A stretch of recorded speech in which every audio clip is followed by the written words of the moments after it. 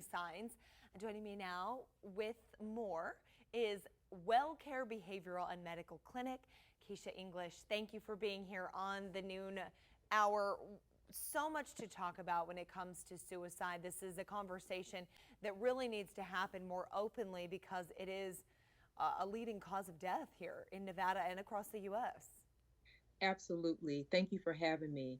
Suicide is the 10th leading cause of death in the United States. And here in the state of Nevada, it's the 8th leading cause of death. And so it is a very important subject to talk about.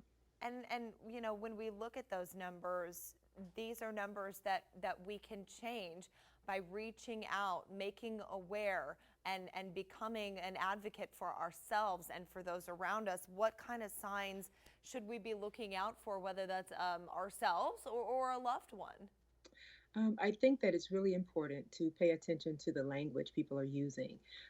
If folks are talking about suicide, making statements about wanting to kill myself or wanting to never have been born, withdrawing from social contacts and relationships, feeling trapped and hopeless in situations, increasing use of drugs and alcohol. Also, if if you or your loved ones start giving away items that are important to them. It's very important to pay attention to those things, giving away belongings that are sentimental, saying goodbye to people for no apparent reason. No trips are planned, but you're saying goodbye. Or any personality changes, withdrawal, depression, those types of things. Those are signs that we can look for in terms of those who may be thinking about suicide or having suicidal ideation. Now, if you see some of those signs or one of those warning signs, what is the first step that you should do? Talk to that person? Should you go to someone else, a professional, to try to get intervention? How's the best way to handle that? The best way to handle it is to talk to that person. Talking about suicide doesn't mean someone is going to actually commit suicide, but it is very important that we carry out what we need to do, that we call 911 if a person is actually in the act.